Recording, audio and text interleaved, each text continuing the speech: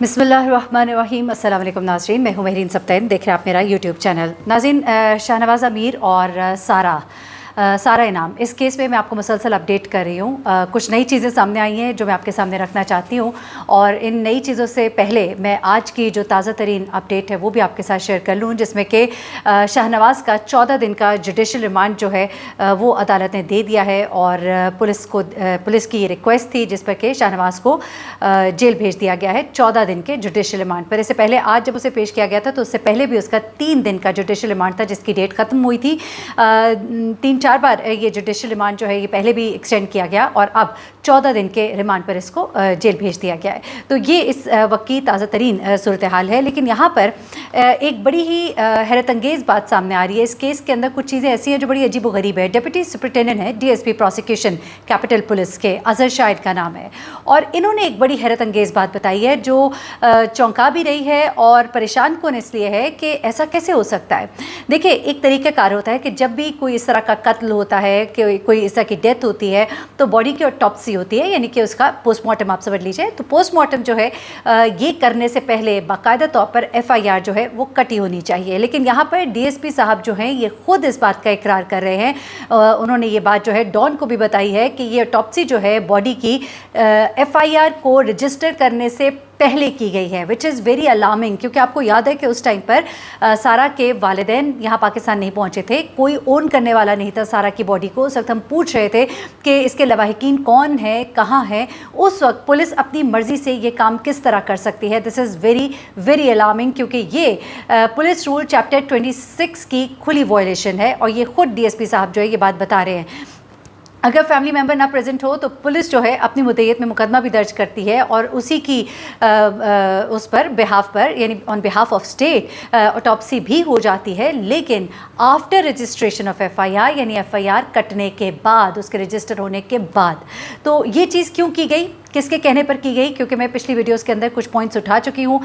इसके ऊपर question raise हो रहे हैं, आईब्रोज अप हैं, सवाल किए जा रहे हैं कि जो लड़के के घर वाले, जाहिर सी बात है बड़े असर रसूख वाले हैं। गो इसमें अयाज़ अमीर साहब के हवाले से लड़की के वालिदैन ने कहा कि वो सब वहाँ पे मौजूद नहीं थे, और जो भी है एक बड़ी पॉजिटिव और बड़ी सही अप्रोच है बच्ची के वालिदैन की। लेकिन यहाँ पर जो एक जनरल हैं जो कि मामू हैं शाहनवाज़ के, और फिर एक खालू हैं जिन्होंने पैसों का लेन देन भी किया, तो ये कैरेक्टर्स जो है, और एक इन्फ्लुएंस की कुछ बातें की जा रही हैं कि कुछ प्रोटोकॉल शायद दिया गया है शाहनवाज़ को जेल में, और आने जाने के लिए कुछ कन्वेंस में भी कुछ आसानी रखी गई।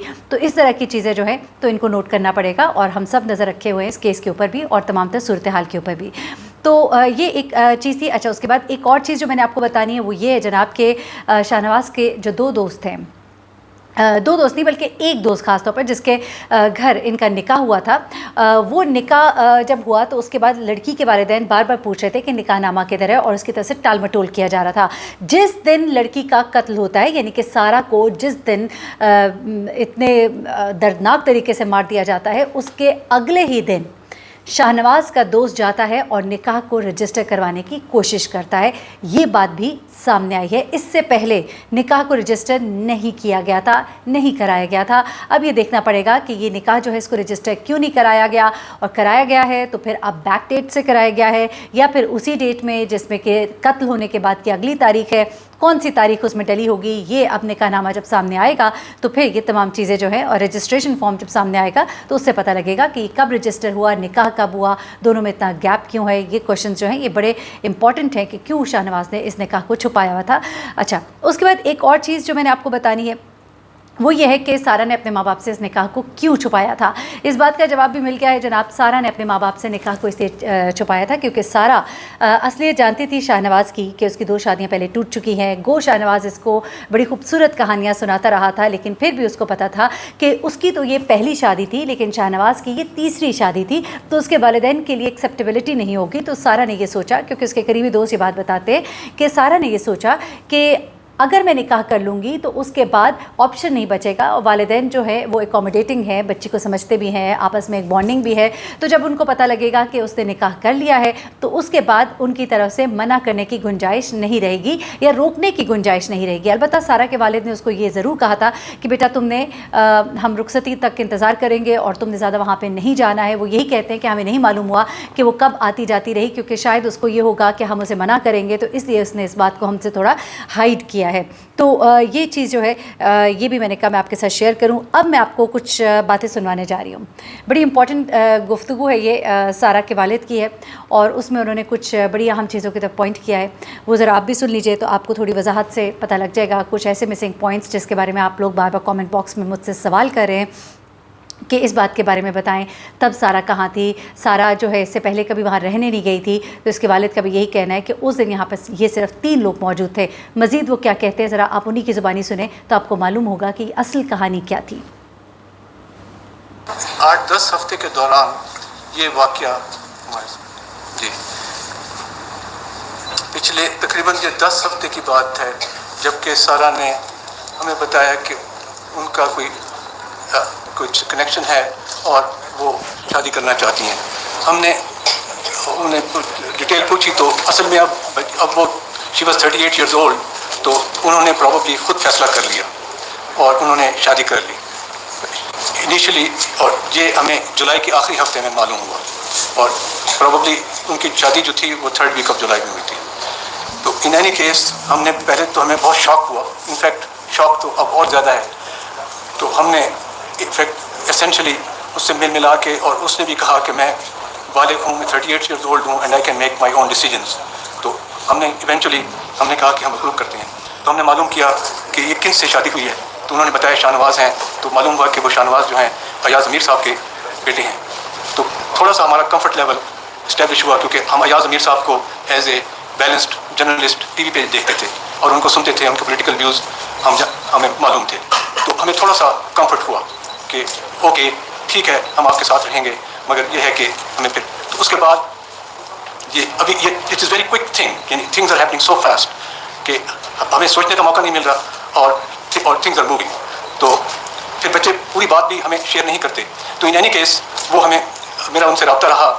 تو چند ہی دنوں کے بعد اس نیوز کے شاہ نواز کی ماں نے ہم سے ٹیلی فون پہ بات کی. ہم اس وقت کینیڈا میں ہی تھے, اور اس نے کہا کہ سارہ بہت پیاری بچی ہے اور ہم اسے بہت پسند کرتے ہیں, اور شاہ نواز بھی اس کی سب کی سارہ کی اور شاہ نواز کی تعریفیں کی.